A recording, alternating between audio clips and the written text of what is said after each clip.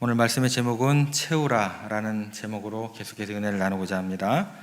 오늘 우리가 읽었던 그 기사의 내용은 가나 혼인잔치의 이야기 속에 우리가 잘 알듯이 물이 변하여 포도주가 되는, 그렇게 빈 항아리가 정말 좋은 품질의 포도주로 바뀌어지는 그런 놀라운 변화와 축복을 이제 경험하게 됩니다.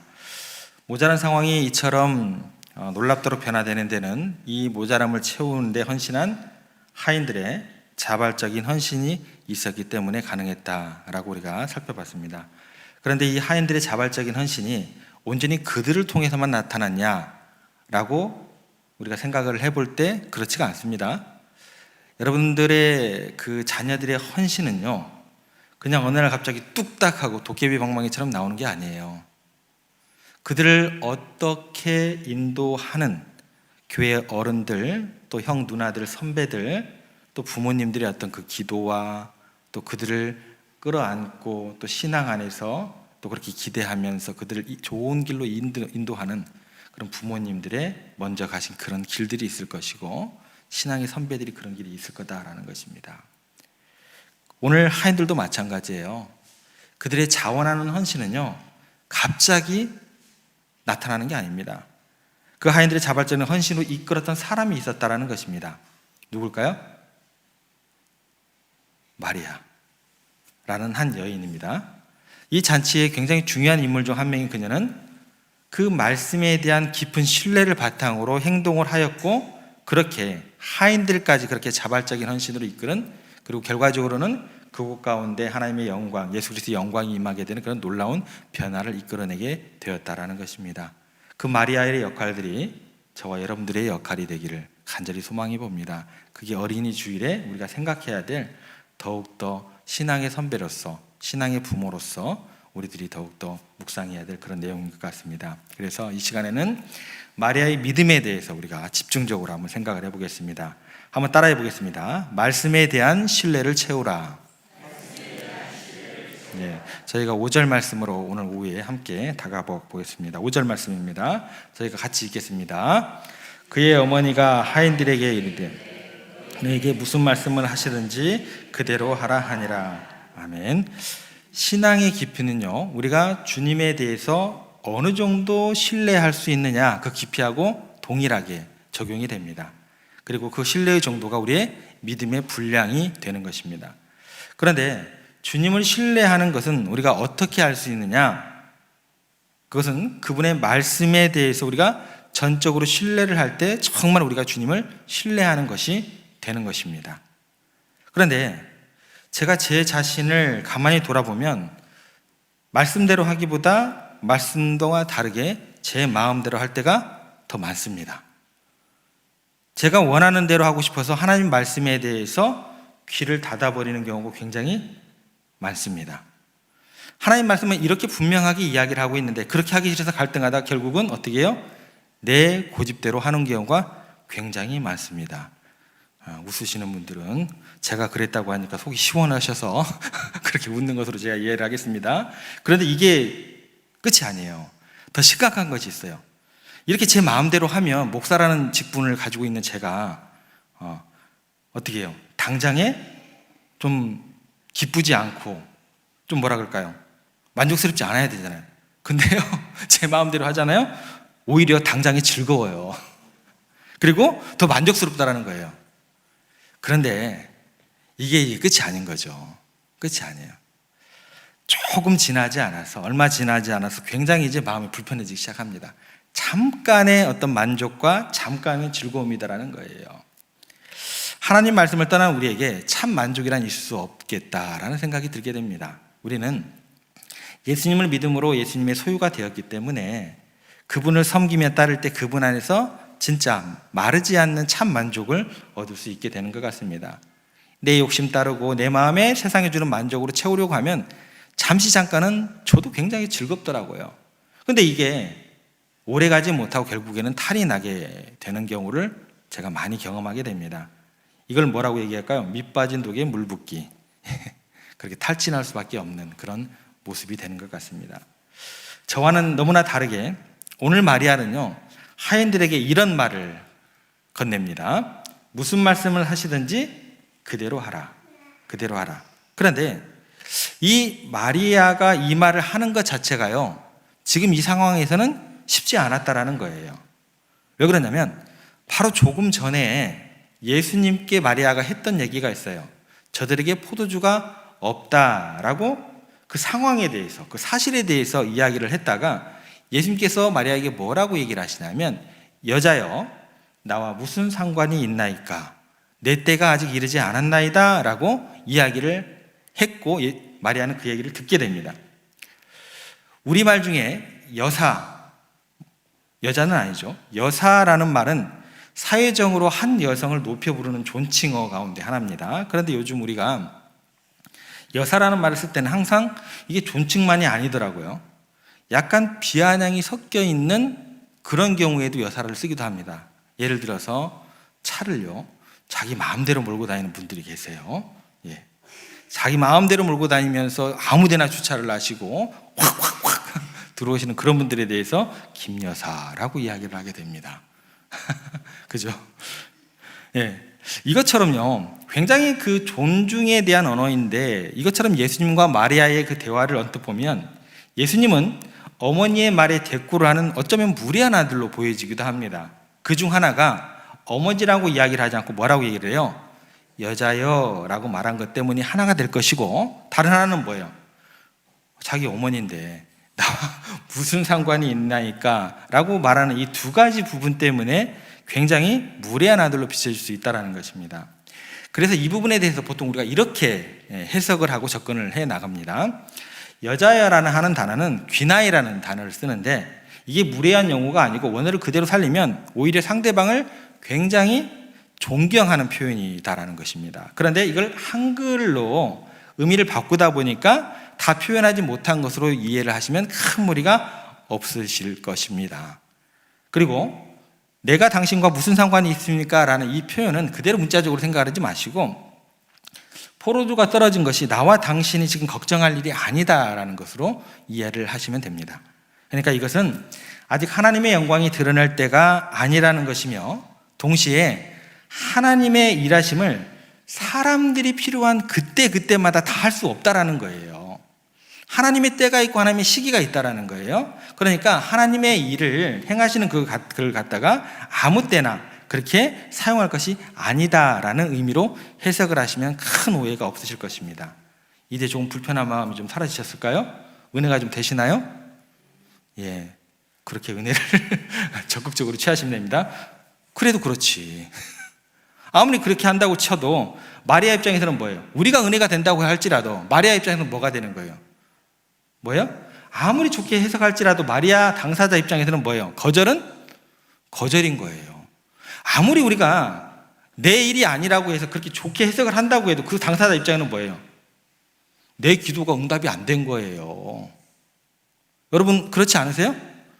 다른 제3자가 목사님 제가 가가지고 여러분들에게 가가지고 이렇게 이해를 하시기 바랍니다. 그 사람이 그러면 당장에 하나님께 그런 관계 가운데 없는데, 아 그렇군요, 제 기도가 그래서 거절당했군요, 그렇게 인정할까요? 여러분 행여 그렇게 얘기하지 마세요. 그 개인이요, 하나님께 정확하게 어떤 경험과 체험 가운데서 또 주신 어떤 감동 가운데 그게 인정이 안 되면요, 제 아무리 목사가 가서 이야기하더라도 그건 거절인 거예요. 예. 위로가 안 되는 거예요. 안 그렇습니까? 마리아가 아무리 그런 어떤 것들 가운데 이야기를 들었다고 했다고 해서 이렇게 이해를 하시면 됩니다. 근데 마리아 입장에서는 뭐예요? 거절은 거절인 거예요. 명확한 겁니다. 그런데도 참 신기한 건 뭐냐면, 그럼에도 불구하고 마리아는요, 예수님께서 어떤 말씀을 하시든지 그대로 하라고 하인들에게 권면을 해주고 있다는 거예요. 이건 또 무슨 일이냐는 거예요. 여러분 이것은 의미한 바는 이렇게 이해를 하시면 됩니다.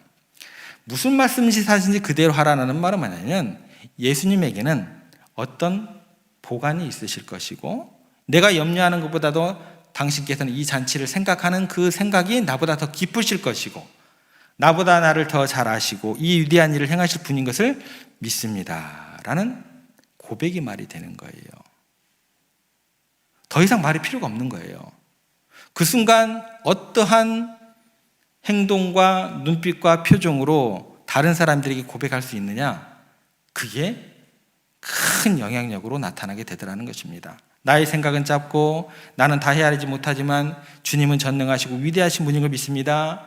내가 사랑하는 것보다 주님의 사랑이 더 큰 줄 믿습니다. 그 한마디에 그냥 모든 것이 담겨 있는 거예요. 거절은 거절인데 거절이 아닌 게 아니에요. 무슨 말씀을 하시든지 그대로 하라는 이 말 속에는 그분에 대한 신뢰, 자신을 한없이 낮추고 주님을 높이는 주님에 대한 절대적인 신뢰가 담겨져 있다는 것입니다. 신앙은요, 그런 거예요. 내가 기도를 했더니 하나님께서 이렇게 응답하여 주시고 그것만이 신앙이 아닙니다. 근데 우리는 이것만 신앙이라고 생각을 해요. 이게 믿음의 깊이라고 생각해요. 이게 믿음의 모든 것이라고 생각을 해요. 그럼 여러분들 100% 걸려 넘어집니다. 시험에 들게 돼 있어요. F.B. 마이어라는 사람이 다음과 같은 이야기를 합니다. 나는 하나님의 은혜의 선물이 여러 층으로 된 선반에 있는 줄 알고 우리 키가 높아질수록 그 여러 층의 것을 가질 수 있는 것으로 알았다. 신앙생활 오래 좀 하면 내가 좀 신앙의 연륜이 좀 쌓이고 믿음의 깊이가 쌓여져서 높은 층에 있는 것을 나 혼자 먹을 거 이렇게 생각을 하더라는 거예요. 개인의 경건이 하나님의 일을 이루시는 것이 아닙니다. 신앙의 깊이라는 것은 여러분들의 시간하고 비례하지 않아요. 그렇게 생각하시면 안 됩니다. 그러나 계속해서 이렇게 합니다. 나는 후에 깨닫기를 하나님의 은혜의 선물은 아래로 내려가면서 여러 층 되는 선반에 있는 줄을 알았다.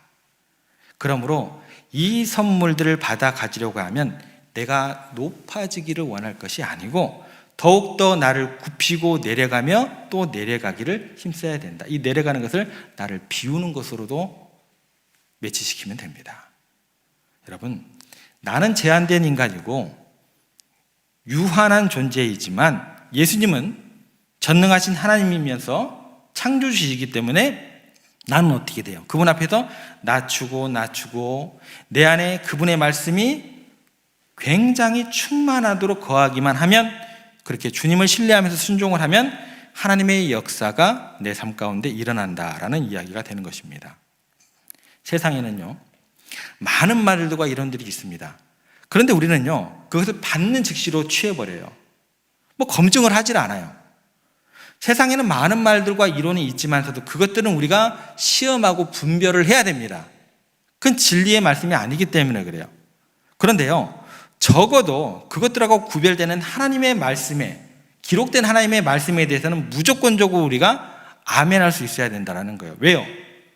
예수님께서 뭐라고 얘기하시냐면 나는 곧 길이요 진리요 생명이라고 하셨기 때문에, 예수님이 길이기 때문에 진리이기 때문에 예수님 말씀을 전적으로 신뢰하면 그 가운데 놀라운 일이 일어날 수밖에 없다라는 것입니다. 로버트 모건의 저서 중에 홍해의 법칙이라는 책이 있는데 거기 보면 로렌스 형제의 말을 인용해서 이렇게 이야기를 합니다. 우리가 하나님을 신뢰하면 신뢰할수록 하나님께서는 기뻐하신다. 그래서 우리에게 더 크고 더 풍성한 은혜를 베푸신다. 만일 우리의 영혼이 살아있는 믿음으로 푹 젖어 있다고 한다면 하나님은 우리 영혼에 은혜와 복을 한없이 쏟아 부어주실 것이다. 하나님의 은혜와 복이 마치 급류처럼 우리의 영혼을 관통하고 흐를 것이다. 이렇게 이야기를 했습니다. 여러분들께서 하나님을 신뢰하면 신뢰할수록 하나님의 은혜의 급류를 쏟아 부어주신다라고 이야기를 하고 있습니다. 여러분은 신앙생활 하시면서 이런 감격을 맛보신 적이 있으셔야 돼요. 아니면 앞으로 맛보셔야 합니다. 그래야지 내가 더욱더 겸손해지는 거예요. 내가 맛보면 맛볼수록 이게 이렇게 작동을 하는 하나님의 은혜와 섭리와 축복의 법칙이구나. 맛보면 맛볼수록 어떻게 돼요? 나는 겸손하고 낮아질 수밖에 없다니까요.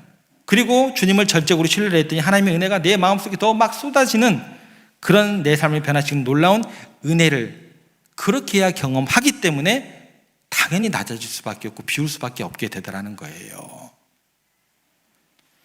하나님의 말씀을 신뢰해야 가능하다는 것입니다.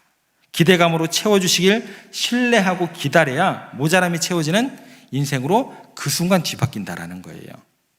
지금 오늘 본문에 보면 포도주가 떨어졌습니다. 어쩌면 망신당할 그런 이 혼인잔치가 풍성한 은혜와 존경과 사랑과 영광으로 가득 찬 잔치로 바뀔 수 있었던 것은 뭐냐면 이런 채워짐에 대한 기대감, 말씀에 대한 전적인 신뢰, 무슨 말씀을 하시든지 주님의 뜻이 이루어질 것에 대한 신뢰가 있었기 때문에 급류처럼 급격히 하나님의 은혜가 쏟아부어지고 채워지는 영광을 맛보게 되었다라는 것입니다. 그럼 여기서 질문 드릴게요. 여러분 앞으로 삶에 살아가면서 포도주가 떨어지는 경험이 있을까요? 없을까요? 있습니다. 포도주가 안 떨어지리라 그런 여러분의 내일은 없는 거예요. 여러분의 가정에서 또 자녀들에게 이 절대적인 하나님의 말씀에 대한 신뢰가 있어야 된다는 거예요. 위기가 없을 것이다 라는 성경의 이야기는 없어요. 위기가 왔을 때 내가 어떤 것을 붙잡아야 되느냐 이야기가 있는 겁니다. 그 믿음에 대한 이야기가 있는 거예요. 분명히 여러분들은 여러분 자녀들에게 가르쳐야 됩니다. 너 인생 가운데 어느 순간에는 나도, 부모님도, 친구도, 네 자신도, 지식도, 돈과 힘으로도 결코 채울 수 없는 모자람 의미를 분명히 하나님께서 허락하실 거야. 만날 거야. 이거 가르치셔야 됩니다. 이거 안 가르치시면 더욱더 복음의 자리로 나갈 수가 없어요. 여러분들이 더욱더 신앙을 갖고자 기도하고 그들을 칭찬하고 그런 순간순간마다 그들은 앞에서 그런 순간을 맞닥뜨릴 때마다 그들은 어떻게 돼요? 하나님께서 죽은 하나님이 되는 거예요. 여러분들 자녀들에게 가르치셔야 됩니다. 인생의 어느 순간인가 나도, 친구도, 지식도, 돈도 너를 결코 채워줄 수 없는 모자라의 매기를 기어코 하나님께서 네 인생 가운데 허락하실 거야. 가르치시기 바랍니다. 그리고 난 다음에 어떤 걸 가르치셔야 돼요?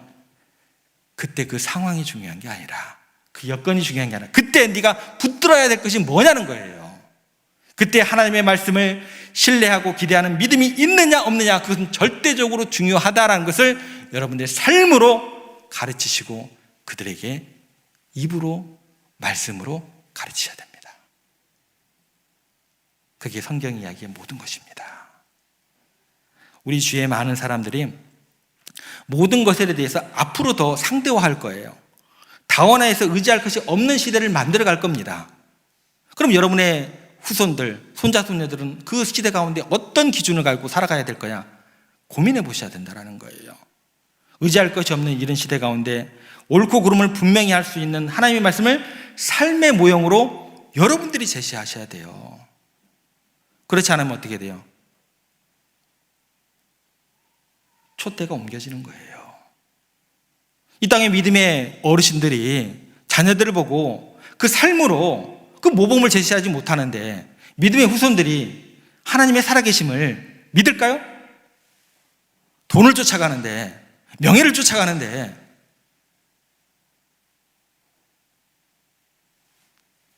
믿겠냐는 거예요. 크리스찬들은요 절대적으로 신뢰할 수 있는 하나님의 말씀을 지닌 자들이다라는 것입니다. 그것을 신뢰해야 돼요. 이것이 얼마나 큰 복인지 모른다라는 것입니다. 여러분의 삶에 어떤 것으로 앞으로 채우기를 원하십니까? 어떤 사람은요 자신의 감정이 충만한 사람이 있습니다. 그래서 감정에 따라 행동을 합니다. 기분이 좋을 때는 세상 모든 것이 아름다워요. 할렐루야가 저절로 나와요. 세상 모든 것이 아름답고 기분이 나쁠 때는 세상 모든 것이 싫어집니다. 감정에 충실한 사람들이에요. 그들은 순간적인 감정에 따라서 좌우되는 삶을 살아갈 수밖에 없어요. 이거는 신앙의 영역에도 그대로 적용이 됩니다. 뭐 신앙 따로 생활 따로 이게 아니에요. 똑같아요. 하지만 감정은 변덕스러운 것입니다. 오늘 기분이 좋다고 해서 내일도 기분이 좋아지리라. 절대 그런 법은 없습니다. 감정에 따라 살아가는 삶은 모래 위에 지은 집과 같다고 했습니다. 폭풍이 들어오면 금방 무너져 버립니다. 여러분 자녀들에게 그런 신앙의 모습 보여주지 마세요. 절대 안 됩니다. 어떤 사람은 자기의 판단력으로 가득 차 있는 사람이 있습니다. 자신이 옳다고 생각하는 모든 것을 해요. 자신이 틀렸다고 생각하는 건 철저하게 거부를 하게 됩니다. 그들은 주변 사람들의 생각이나 말에 전혀 기울이지 않습니다. 하지만 이러한 삶 또한 지혜롭지가 못하다라고 이야기를 하십니다. 인간의 판단은 뭐예요? 제한적이에요. 오류가 있기 때문에 그렇다라는 것입니다. 우리는 자신의 경험과 지식으로 세상을 이해하려고 노력을 하지만 우리가 경험하고 아는 것은 세상에 아주 작은 것에 불과하다는 것입니다.